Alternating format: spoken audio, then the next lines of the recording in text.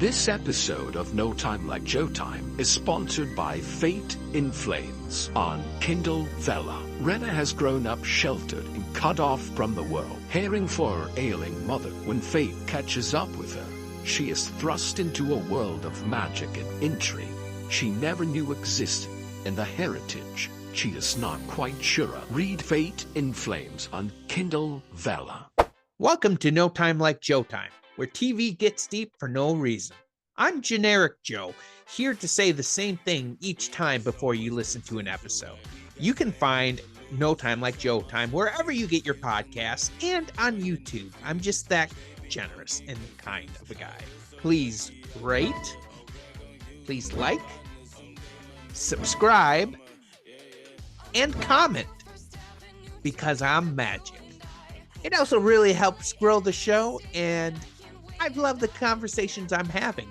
So maybe you can help your old friend Joe.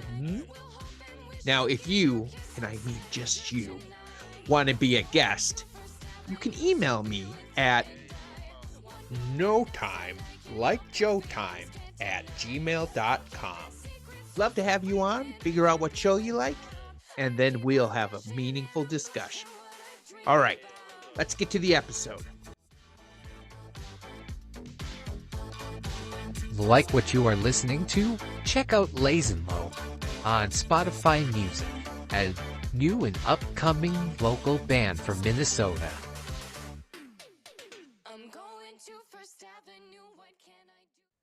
Welcome to No Time Like Joe Time, where we are recruited into a group and have to go out and find new recruit to help pay fees for shows where we take wisdom out of. Some people call it a pyramid scheme. I don't. I prefer to call it a triangle scheme. I'm your host, Joe Johnson. Each week, I recruit a new guest to help me unpack a show. This week, I'm joined by an author, a musician, host of the podcast Your Best Friend Beth. Please welcome Elizabeth Gatlin as we look at The Office. Hey, welcome, Elizabeth, to my podcast. Thanks for having me. I'm really excited to talk about The Office with you. Yeah, me too. You know, one thing I heard about The Office is there's a Michael Scott at every office. And if you can't find one, then you are Michael. Couldn't disagree more with that. My office is Michael Scott free. And I know I'm not Michael Scott. I mean, it's not like I'm from like North Carolina. I'm from North Carolina. No, you're not. No, seriously, I'm from North Carolina. Well, that's impossible because there is no North Carolina. There's a South Carolina. Yeah, and North Carolina. That's where I live. Oh, that's funny. When I type in North Carolina on Google, it just says U.S. state. Oh. This is this a recent addition to the country? I mean, you know, since November 1789. Sorry about that. I'm sure it's a beautiful place to live. Yeah. Well, I guess I was just acting a little wacky there. You know, like somebody who plays the guitar. I mean, most people who play the guitar are a little too loony for me. Wackadoodles, I call them. Yeah, I play the guitar too. Of course you do. I'm so sorry. Hey, my brother-in-law plays the banjo. He's from East Virginia, right next to the other two Virginias. Maybe we should just talk about The Office. That's what she said.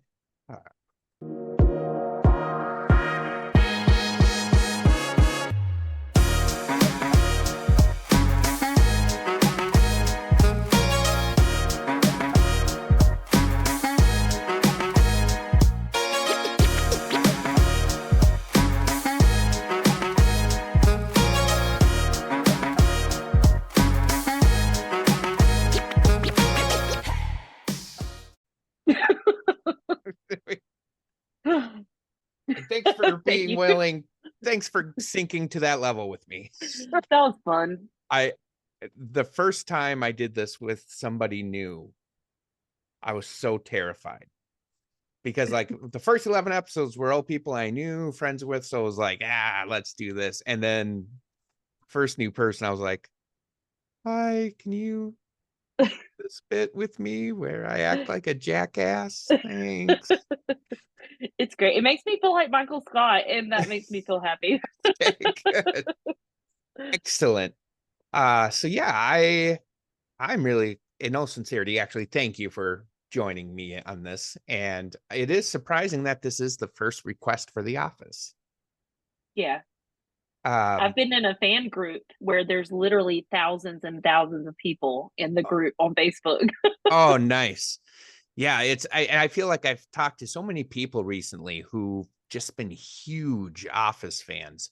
And I want to go back to it and watch it because I think when I was a little younger, I wasn't ready for that style of humor. Yeah. Like I was so uncomfortable.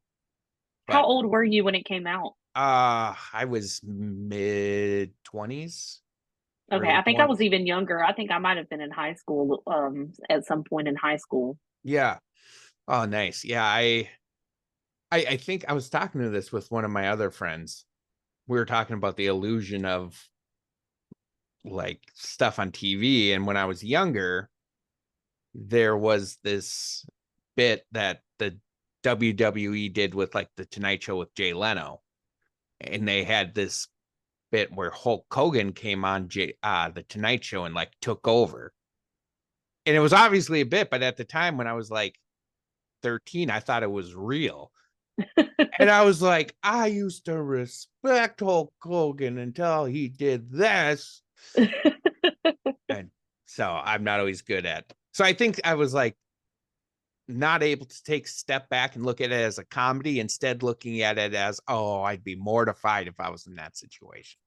Yeah. Did you ever feel that watching The Office? Were you ever like, I'm so uncomfortable, but I love it? Or was it just funny? I think when it first got introduced to me, I was just in a space where I wasn't into stupid humor or such sarcasm. Like it rang very sarcastic and very, comedy to me, but I just wasn't into that sort of thing. So it didn't resonate and I didn't really invest my attention. So Mm. and I only tried to watch it maybe one time until the next time I watched it where I was like, oh, I'm hooked. Yeah. Well, that's perfect. This kind of sets up to the first real question here is what's kind of your history with The Office? When did you start watching it and what kind of made you want to pick this show for this podcast? My cousin, she tried to get me to watch it for a long time. She introduced it to me and I just was Mhm. like, eh. And then one day I was sitting at home, I was by myself. So anyway, I was a manager for McDonald's. I had two kids and I was in the house alone, and that was very sacred time. So I was like Sure. wanting to watch TV, trying to just decompress. I was in a very bad depression during this time, Mm. and I turned it on, and I believe I started it maybe around season 4, and that's always been my favorite season from the get-go. And I remember laughing so hard I cried, and it just like awoke some emotions in me when I had been feeling so numb that week and just Yeah. unable to really feel too much. And I laughed and I cried, and I'm like, it just, I don't know, it awoken something in me to a whole new world, I as dramatic as that is. no, I love that because I totally get it of like having something you watch and just awaken something in you. Like that's so Hmm. well said. Because for me, one of the most recent ones that happened is a movie I watched called Words on Bathroom Walls, and it's about this high schooler who has schizophrenia. And it's like a really well representation of schizophrenia because a lot of people I work with have schizophrenia. And so it was kind of like it was a movie where somebody with schizophrenia wasn't crazy or killer or just guy trying to get by. Hmm. So yeah, my history with The Office, I've seen some clips and I watched earlier on like first season is usually where I stuck, and I was just like, I can't do this. This is so hard. But it's funny, I loved Parks and Recs, and Yeah, I know that's adjacent. And so yeah, I'm kind of wanting to go back and start at season 2, just go from there. yeah. I So think that was the season I started with my cousin. She had showed me something from season 1 with The Office, and I was like, I just can't. yeah, But now I've watched every episode probably 45 times, going through nice, the seasons over and over and over again. And I love season 1 now. I don't know nice. why, but I love all of the seasons now. Yeah, that's awesome. And is it kind of like a comfort show for you? It's funny because in 2021, I believe it was 2020, the end of 2020, they took The Office off of whatever it was on Netflix or something like that. Oh yeah, And I was crushed, and I yeah, didn't wanna buy the whole thing, like, I didn't have money to really spend on, things like that, and so, I eventually realized it was on Peacock in 2021, like, it was maybe 9 months later, and I had just went through a move, my kid's dad and I had separated, so, like, I was feeling a lot of feelings and going through a difficult time, and I got Peacock, and I watched that show, and I literally yeah. felt my body flood with endorphins. Oh, that's so It was sweet. like a drug in a way, but Yeah, a good one. that's awesome. I think you naturally set up perfectly first clip we pulled about like that moment when something can change you for the better.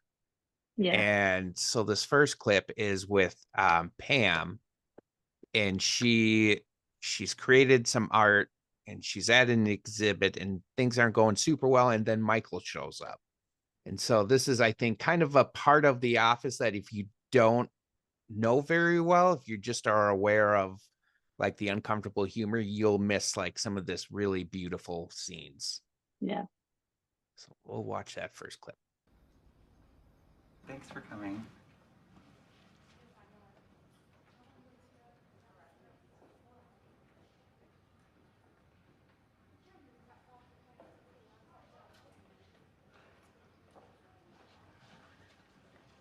Pam Casso. Sorry I'm late. I had to race across town. Oh, Michael. Wow. You did these freehand? Yep. My God, these could be tracings. Oh. Look at this one. Thanks, Wow. Brandon. You nailed it.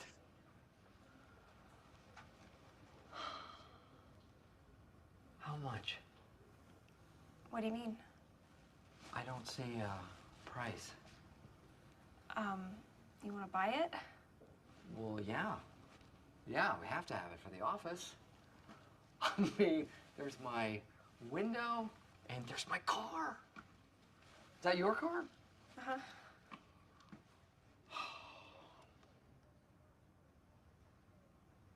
That is our building.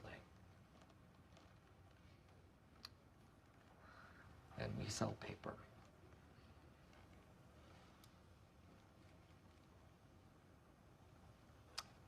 I'm really proud of you.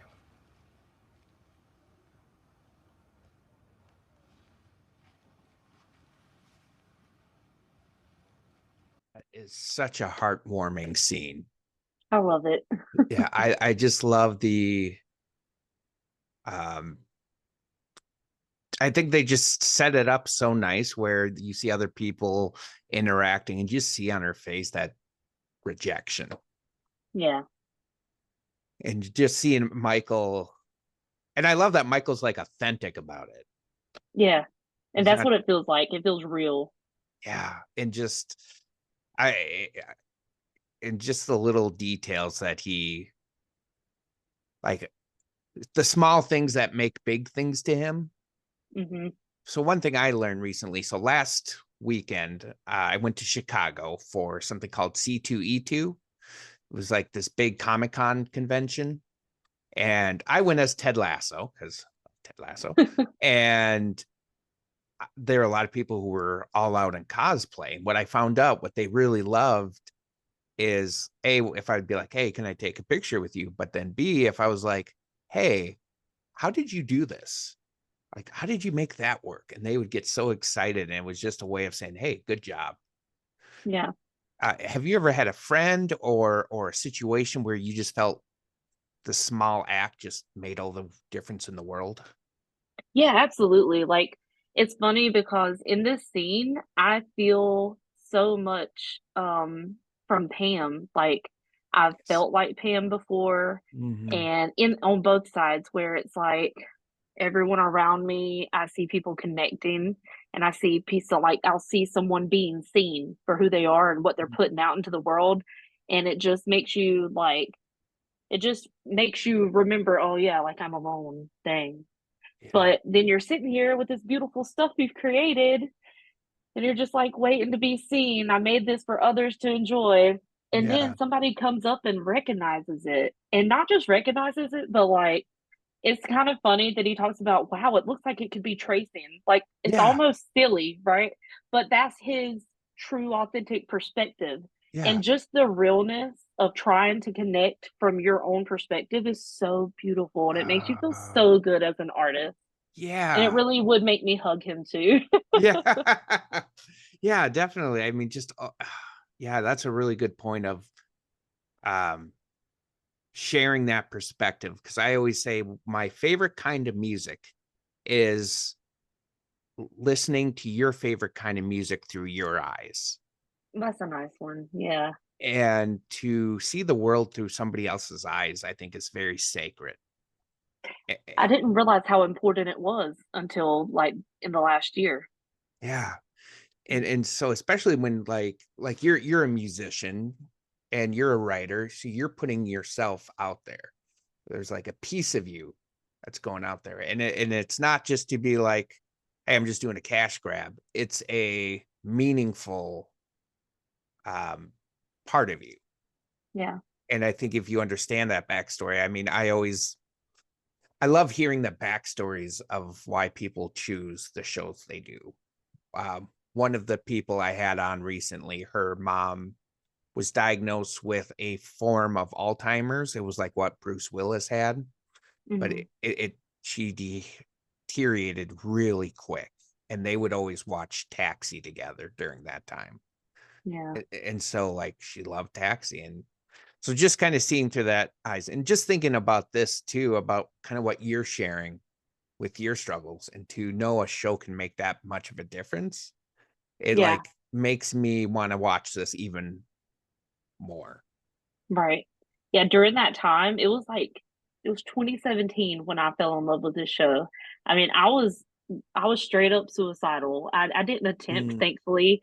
I guess more so you could call it like suicidal ideation, where yeah. it's just the thoughts constantly attacking. Mhm. And I eventually like it led to drug addiction where it was like Mm, I was just trying to escape, you yeah. know? And I lost my job, I lost my car. You know, Mm, my kids, thank God, like I just had their dad took care of them and helped. And I saw them when I could. I saw them when I could mentally handle it. And it was like months and months of just struggling to stay alive. And it's funny, I watched this to stay alive. Whenever I was having those suicidal thoughts, I would mm, watch it to escape. And then I was doing the drug scene for a while deep in that, and I came out within I think it lasted about 6 months total, that really dark time. And then when I was coming off drugs for the last time, I went and stayed with a family member, and I watched this show while I was coming off drugs. mhm. And then I got myself together, I got my job back, I got an apartment. I was watching this show as I healed with my kids, and they Yeah. fell in love with the show. Like it's just been Mm. there for everything. That's so beautiful. Thank you for sharing that. Yeah. Is there like a episode or a season or something that just really resonated with you during that time? Let's see. You know, I think it just depended on my mood Sure. and what I was looking for. Like if I needed to really have a good belly laugh where I needed to feel some super intense good feelings like that, it was always a Dwight episode doing something crazy. Um, like like where he did the fire alarm Crazy stuff. Between him and Jim, that was the best. But I really love like as I've gotten older, and I'm like, I guess you could say I'm in my soft girl era. I'm about to turn 33, Mhm. whereas I usually would plan something like a trip or just I'm a planner, so I plan the fun in my life, even when it's on Yeah. my own birthday. This year, I just want to chill. I'm happy. I'm doing nothing. And during this time, I'm really enjoying watching Michael and Holly. Like, I'm single, Mm. so I guess maybe it's me like trying to manifest that sort of relationship or something. Like, I just want Yeah. to experience something like that, maybe. But I'm enjoying Michael and Holly's relationship and how it unfolds and everything. And that's been Yeah. super fun to watch. Oh, that's so awesome. That's yeah, I love that. I mean, for me, it's just it's like I want to sit in that moment of that being such a difficult time in your life. I think about how a lot of times what I've noticed with my struggles is the world seems to like it more when I'm out of it and I just tell about it. Then they're like, "Oh, great, great." But when I'm in it, they're like, "Oh, okay. Well, I don't know what to do for you." And so to be able to think about that moment and just not try to silver line it, not try to be like, hey, hey, at least it led to great things. Like, no, that hurt. It was a painful Yeah. time. And I think maybe The Office kind of lets us experience that Yeah. of this, hey, this is uncomfortable. Let's sit in it. Yeah. And I think that's something we probably need to do more in life. Just sitting with that uncomfortability, sitting with that. Ugh. Michael Scott really teaches a lot in his very weird ways. It's funny because he can come across as egotistical, obnoxious, completely rude, even as a bad person, just a straight up bad person sometimes. Yeah. But, like you had said something that resonated about when you're out of it and you're talking about it, the world wants to pat you on the back and Yes. shine light on that being out of it. But what I've been practicing in the last year and a half, 2 years or so, just getting better and better at it, is calling it out as I'm in it.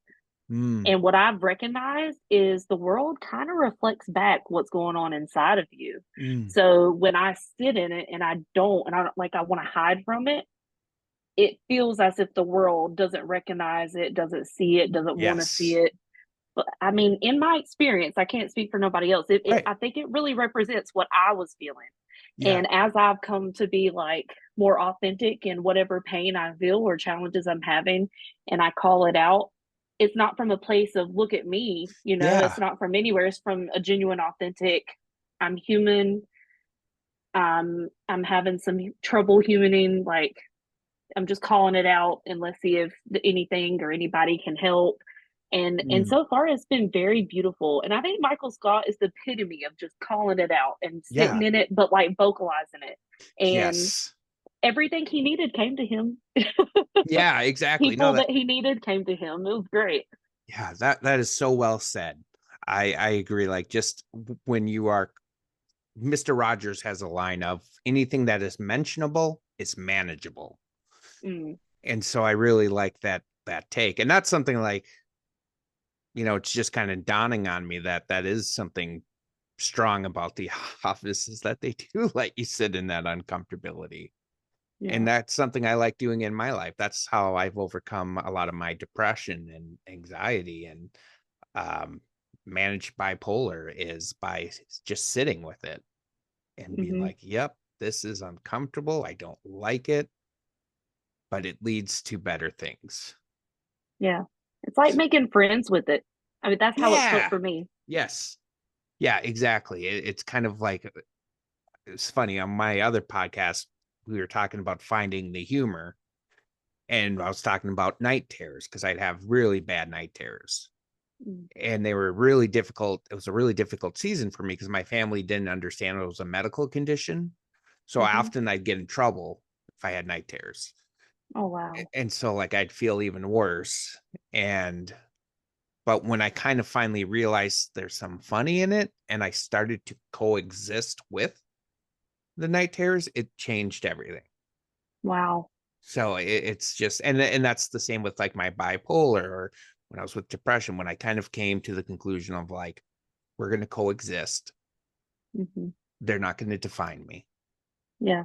Move forward. So It's a very it's a little bit relevant, but like I like the saying, what you resist persists. mm, And then what you put your energy toward, like what is it called? Is where energy goes, no, it's where your intention goes, energy flows. So it's like instead of resisting and the challenge persisting, if I set the intention of being friends or healing mm, or getting to know something, then that develops, like there's a path that shifts or something. It's yeah, all about the tiny little unconscious thought that feels yeah, like such yeah. big shift. I love that line you said. What you resist persists. Hmm. That's like my instant go-to was like Sundays. I have such anxiety about work Monday, and I always kind of like hold on to the weekend as long as you can. And so I Yeah. kind of like the idea of like, no, let's embrace tomorrow's Monday. What can I do? So that's a very meaningful line. I'm glad you said that. Yeah. Um, when are you ever able to tell when you like when you're watching something, do you know when you're like, I need a laugh right now, or I need something sentimental? There's definitely a feeling attached for sure. And usually in this phase of life, there's it's like I've been trying to give myself what I need instead of seeking anything from someone else. So like, I'm about to turn 33 and I'm single, right? It's just one of the biggest things in my life right now that I think about. Not the biggest thing in my life, but that's what comes to Right. mind often because I've never been married. I had a relationship with my kid's dad. We were together for 10 years. And so it's just like, oh my God, I'm 33. I've never been married. Like those thoughts can happen. Yeah. So I have a pretty good relationship with my brain. We work together, so it calms down and I give Yeah. myself what I need.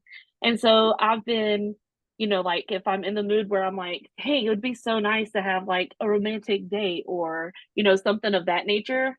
Like it's so nice to be able to turn a movie on and I get to pick whatever man I want to see, like whatever kind of romance story I Yeah. want and have that little sentimental night and make my own food. And it's going to taste better than any food anybody can cook me anyway, because I'm a great cook. Yeah. Or I'll take myself out to eat because I can do that. It's really beautiful to be able to do that. So yeah, I make my whole life I romanticize. If I need a good laugh too, it's the same Yeah. thing. Yeah. That's such a good example to live. It really is. That's so inspiring because I think too often we are quick to give ourselves grief. I know I struggled a lot in my singleness of Hmm. like, oh, what's wrong with me? Why am I a loser? And I don't think I treated myself well like that. Yeah. It's easy to do. Yeah, definitely. Well, I bring that up because the other side of the opposite, and I think this is something a lot of us know, there is also a very humorous side to it, which is what it stands on. Hmm. So I had to find a clip that had the signature line that Let's do it. my sister-in-law says still every time we have a family gathering. So this is a scene where Michael is talking with HR and some of his higher ups, and they're talking about like he can't just say anything. And so this is him talking to his staff about it. Attention, everyone. Hello. Yes, I just want you to know that this is not my decision, but from here on out, we can no longer be friends. And when we talk about things here, we must only discuss work-associated things. And you can consider this my retirement from comedy. And in the future, if I want to say something funny or witty or do an impression, I will no longer ever do any of those things. Does that include that's what she said? Yes. Wow, that is really hard. You really think you can go all day long? Well, you always left me satisfied and smiling, so. That's what she said.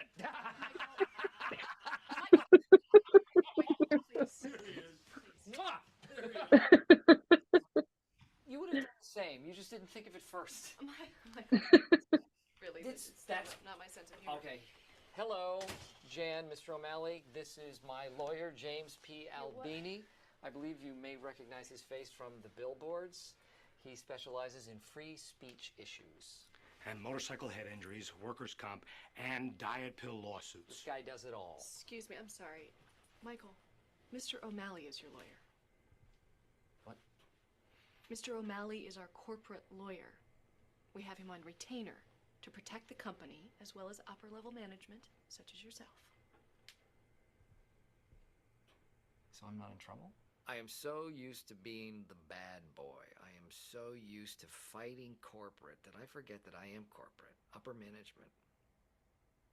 They hooked me up with an attorney to protect me. You can't be too careful about what you say. More money, more problems. Oh gosh, I can watch that so many times and just like we can no longer be friends. It reminds me of this like trend that's going on with social media where like a wife or a girlfriend will say like, so my husband just said he no longer loves me. And he's like, that's not what I said. You said we can't go to Disney World this year. Same thing. Basically. And there's so many things I love about that. I love how proud he is and that he did go for it still. And I also like he kind of gave one of them grief. Oh, you would have said it too. You just didn't think of it in time. Right, and he genuinely believes it. Yeah. And oh gosh, there's so many things I think about that. Well, one thing I was actually thinking about, something you said of how if you resist, it persists, and he was kind of resisting this. And like if he would have just taken that time to understand a little bit more that they were actually there to help him, not get him in trouble. Yeah. I mean, and at the end of the day, on the other side, if he didn't resist, maybe stay on the other side of it, because they're there to help him, but really they're there to help themselves is like the perspective I have, right? Yeah. And if he would have said, oh, I'm going to get in trouble, I'm going to lose my job, I have to stop this nonsense, he would have changed the whole dynamic of everything. Oh, sure. So I kind of dig the fact what you resist persists when it comes to he's going to be who he is no matter what. Yeah, that's a good perspective. I like that. I dig it. Yeah. Definitely. I think that's the biggest thing that I take from Michael is we need grace, and that makes it okay for when we're just being authentic. I might be obnoxious sometimes. I'm a Michael when it comes to my family. Yeah. I can be, it's all in good humor and good intent, but I can be a jerk. I can be sarcastic. Yeah. I can say the wrong thing. I can be morbid, and it's all in good intentions and love though. And I get grace, thankfully. And I keep in the trajectory I am of just bettering and bettering and bettering myself and growing and all of that, because I resist the norm or whatever I think the norm is. I just want to be myself, and it's nice to have the environment to be able to do that. Yeah, I like that. And I like the idea of, to be authentic and to have those around you who can appreciate you for that. Yeah. Because I think, one thing I kind of think about is I do get very nervous when I've ever been at a company and they're like, we're like family. I'm like, ooh. Yeah. And maybe it's because every time I've heard that, immediately after there's been mass layoffs. And I think they're using it as a, hey, we're just trying to take care of the family overall. And almost, I don't want to say manipulation, but kind of a manipulation. Yeah. And so I do like the idea of like you said, like they're helping him, even though they're probably just helping themselves. And he's kind of resisting that. And he's like, no, this is who I need to be, and kind of stand strong, because the world sure sometimes wants us to change, or at least it can feel that way. Yeah. Yeah. What do you think is do you have a like highlight wheel of like funniest office moments? There's so many. Mm-hmm. I think one that comes to mind, number one that I love to watch, is Toby leaving to Costa Rica. Oh, And that's where Holly comes in, and Jim and Pam, they're in between getting serious, and he might propose and things like that. I mean, so many funny things happen in that episode. You have Michael Scott singing one of his infamous parody songs to Toby. You have Michael finding out that Jan's pregnant, thinking it's his baby. Yeah, you have Dwight and Angela getting caught doing it in the oh office my gosh. by Phyllis. Yeah. There's so many great things that happen. You have Dwight getting a porcupine, I believe it is, in Holly's car as like a form of hazing. Yeah. That's awesome. Yeah. There's one scene I really like. And it's the fire one, because I was watching that clip, and what kind of got me going is the Angela, like everybody's getting stuff. Angela opens up a drawer and there's a cat in there. Yes. And then like somebody's going up on the ceiling, and she's like, "Take the cat," and throws it up, and you just see the cat first down. It's great. There's another surprise clip I'd actually like to play. Okay. Because I think it shows the impact of the office and that it had. So this is actually from what was it? Emmys? When Conan O'Brien hosted. Okay, I don't know that I've seen this. I Ooh, can't wait. and he enters Dufflin.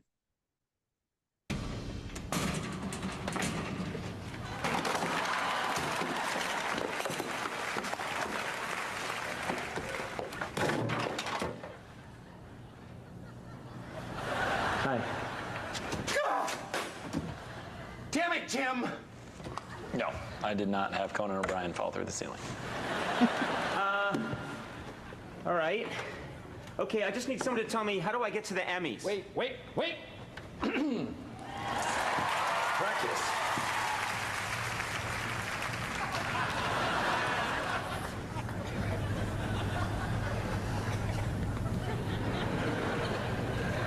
Pam is very attractive, no question. I mean, if I didn't have an award show to host, I could easily see having 2 or 3 seasons of will they, won't they sexual tension that ultimately goes nowhere. I'm gonna go. I should go, but I'm sorry.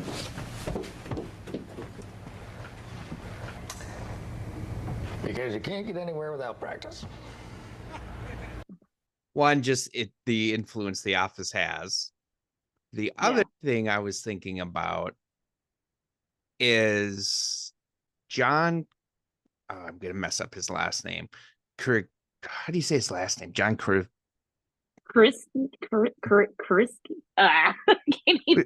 Jim from The Office. There we go. So he actually used to be an intern on Conan O'Brien.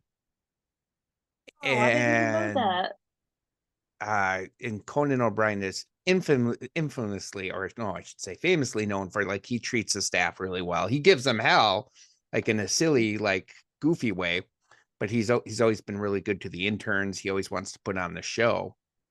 And when John got The Office and he made his first appearance on Conan, at the commercial break, you can see Conan lean over and tell John, "I'm so proud of you."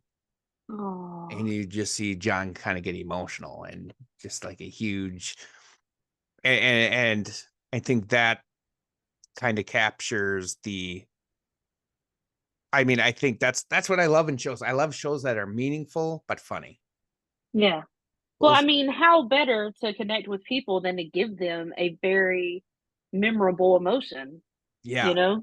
Like that's gonna last like a lifetime for me, forever, for my kids, and I bet their kids, if they ever have kids themselves. yeah. Like it's gonna literally last generations. You know, the Facebook group, the fan group I Hmm. mentioned when we first started talking, um, I mean, thousands and thousands of people in that group. And I've never been one to do a fan club. There's Hmm. only two shows I've done this about, Yeah. and this is the one. And people would post, and it would be like they would be talking about their mental health and Mm, the struggles they were having and how the office helped them. yeah. And sometimes they would just post to post and not even talking about the office, but just about their mental health because the group offered such awesome support Mm, and would just comment really incredible things. And yeah. I remember one day there was a lot of people talking and just being so helpful with this one person. And I don't know why, but I'm a very free spirit. I decided to post a song I had sang, and it was a meaningful song. Hmm. It felt very just meaningful for the group. And I was like, I know this is weird, guys, but I'm posting this for y'all. Y'all have helped me so much. I see you helping so many people. And I just really love this group. And it was like 1,000 comments and likes on that. It's the Oh, only time I ever felt like I went viral. yeah. That's But amazing. it was so awesome. Like, that's what the office does for people, like, really connects people Yeah. together, connects them with the show, I mean, the actors are all connected very much so, even still. You got Yeah. the podcast ladies. Hmm. I mean, everybody, it's just, I don't know what it is exactly, other than I feel like they all were so authentically them. Even though they're Yeah. playing characters, they brought a piece of themselves, and you can really feel that. Definitely. I've heard that a lot about The Office, just like it was a really good set to be on and just a lot of really good people. And and I almost feel like, because I know um just the connection with Conan O'Brien, and like he's had a lot of conversations with Conan. John talks about, he when he went to LA to try to become his actor, he told his mom, like, I don't remember. He's like, hey, I'm going to try this for like 2 years or a year or something like that. If it doesn't work, I'll come back home. And he was waiting tables and just nothing was happening. And he had like 1 month left, but he called his mom and he was like, I think I'm just going to come home. And she goes, not yet. Just stay another month, see what happens. And then he got The Office. Wow. And so it just that encouragement. And I think he brings that spirit. And then I love that not only is there an impact even before the show starts, there's the impact that the show has, and it's still living today. Hmm. It's taken on a life of its own. And I mean, I mean, that's kind of why I started this podcast, because I started to see like shows aren't just shows to me. Yeah. There's something deeper inside. There's times where I'm like, oh, that's how I feel. And I've never been able to put it to words. That's a good way to put it. So Yeah. yeah, that's so cool. And I'm so glad you had this with The Office. And what, man, that's awesome. You don't always find great groups on Facebook. I've tried a few and it's like, hey, I got a question for you. Have you ever heard of Google? And I'm like, You're right. It's not every, I mean, I've never really been interested in in connecting with people online as far as yeah. Facebook groups, TV shows, none of that. It never was of any interest to me, but I think The Office really pulls a certain kind of crowd in, Mm, and it's not people that are in it for the stupid humor that just want to be stupid. Like mm. it's people of substance, that have been through things and come out things or going through things and are seeking something more greater and more beautiful than the pain they feel. That's a good kind Oh, of person to be around. that's awesome. I love that. And I feel like that's the kind of person you are. So it totally makes Mhm. sense why you are into The Office. Well, Uh, I think that's you too. It seems to be. oh, thanks. I definitely am more like, I feel like each time I do this, I'm like, "Ugh, there's another show I really want to watch now." but that is okay with me. If you were to tell somebody who hasn't watched The Office, give them a reason why they should, what would be your pitch to like, here's why you should watch The Office? Well, let me think of the 1,000 things I've said to Yeah. somebody else before. All of the characters represent a part of you. Like they make up so many different parts of that's in a person. I don't know if that makes sense or not, but everybody has a Dwight, everybody has a Michael, everybody has an Angela, everybody has a Phyllis, a Pam, a Jim. And if you can't recognize that, it's worth watching the show just to get to know yourself more and see if you can awaken some of those parts in you. And I don't know if that's too out there in thinking, but I love that part of it. I love seeing, I recognize that part of me. And do I like it? Do I not like it? What can I do to get to know that part? How can I bring that part out of me more? And it's just been such a beautiful experience. Yeah, I love that. And I think that's perfectly said. And I sent you this song, but I want to read a lyric from it. There's a band who loves The Office called AJR, and they wrote a whole song on it called Netflix Trip. And the whole song is about like where he was in life during The Office. And one of the towards the end line says, now the finale's done and I'm alone.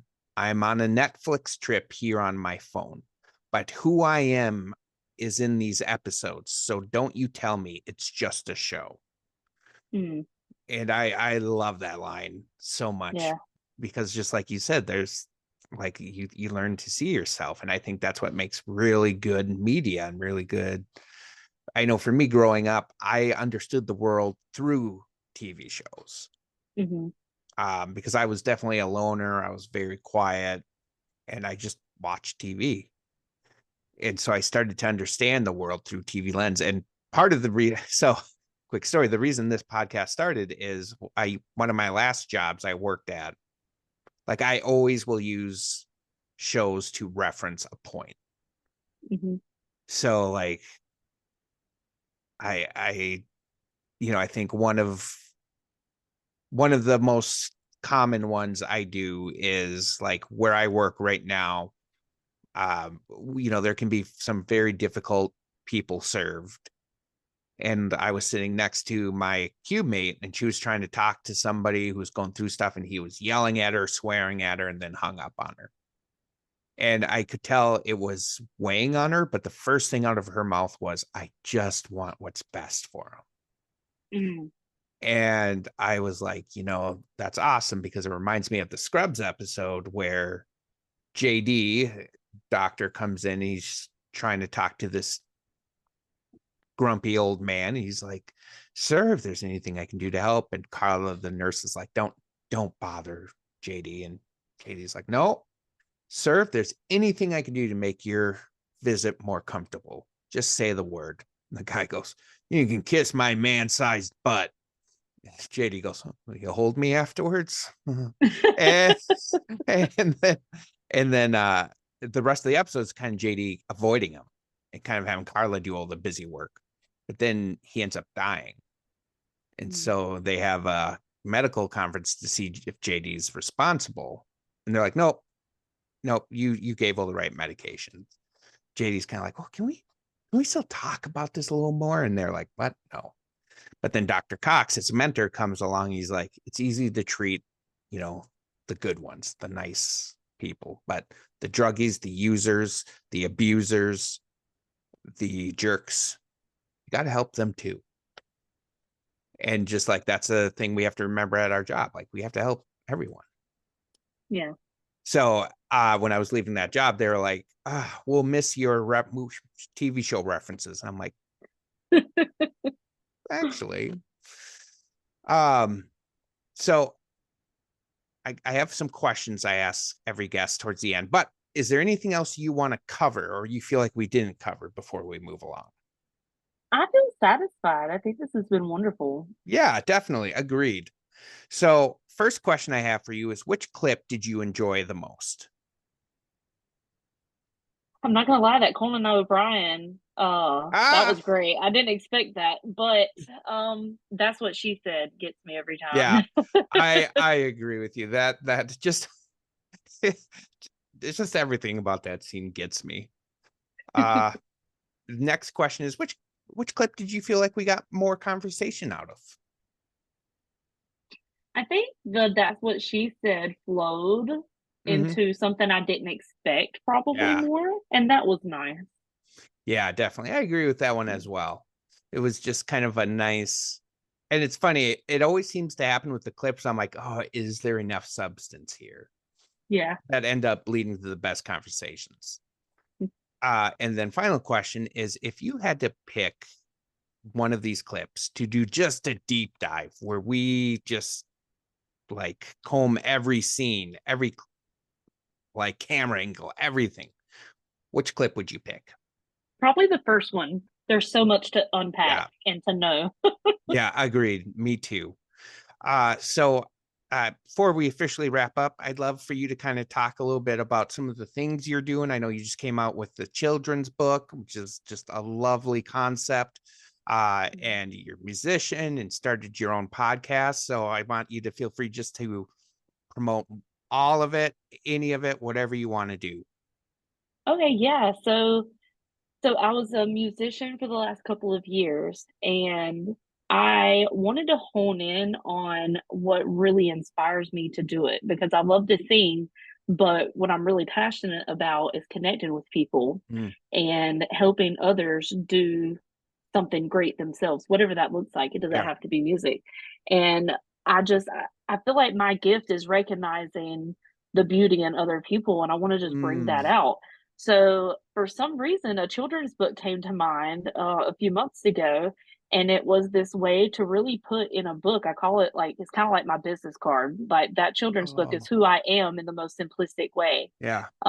It's called I Want to Be Wild, and WILD is an acronym. And in short, it stands for being willing, imaginative, loving, and deciding. And that's what I've been spending my year doing, just deciding because, I've been on this healing path. So I've unbecome a lot of things. And now it's my time to become what, my desires are to become. So if I spend too much imagining time and trying to just, make everything look how I thought it should look, it's just too much. So I've just been in that decide era. So what I've decided is to write another book. I'm working on a journal right now. And I am doing a podcast. It's called Your Best Friend Beth. There's a YouTube channel and a podcast for the same thing. You can watch or listen. And that's just this quick 10 to 15 minute episodes where I'm just sharing lessons that I've learned through mental health and just things that I feel like would resonate in that field. I am doing public speaking. But mostly I'm just being a friend. I'm just being a friend and seeing who I can connect with and just creating whatever comes to my heart to create. And so far things are good and feeling like I'm on the right path, and I have no idea where that'll be next year, but I'm enjoying the ride. I think it's going to go somewhere brilliant. I think a couple of things I want to add to that. One is I was listening to your podcast, and I found I cannot carry a podcast on my own. I do not have that ability. I need somebody to like go off. But you like it is so like comforting to listen to. You just sound so positive, and it's just like you do feel like you're sitting with a friend. That is the sweetest thing I've ever heard in my life. Well, yeah, it was really nice. So like I was just like, oh, and I was a little jealous of your audio sound too. I'm like, she sounds great. That's so nice. And so like if you need a friend, listen to this. Even if you have a lot of friends, listen to it. And then I also liked what you said with the book. It's not just a kid's book. It can be for everybody. And so I think that's all really beautiful. And just, sometimes it's the simple things we need to hear. Where are some places people can find you? So Facebook Instagram, TikTok, all of it is Your Best Friend Beth, or I'm sorry, Instagram is Your BS Beth, but you could probably Google me and something will pop up. But yeah, Your Best Friend Beth is on Spotify, YouTube. I think that's it. Yeah, that's all the Perfect. things. And I'll put links in the show notes so you can find it easier. Go get the book for you or the kids. Is it out already? Yeah, it's on Amazon. Perfect. We'll pick that up. And then listen to the podcast and tell her Joe sent you just to make me feel cool. But perfect. Okay. Well, thank you so much for coming on and sharing part of yourself with us and just sharing your passion and just being who you are. And I think the world desperately needs more people like you. And so I'm glad we have you. Right back at you. Thank you so much for having me. This has been awesome, and I'm gonna look forward to being your friend now. Excellent. I love it. And hopefully we can have you back on in the future. Yeah, definitely. The Walking Dead. Nobody else gets that slot. Yeah. Sounds good. I say this every time. Secretly, I really hope after I'm done recording the guest list, I'm never coming back ever. Hasn't happened yet. We'll see what I think. All right. That sounds good. Well, thank you, Elizabeth. Thanks everybody for listening. We'll see you next time.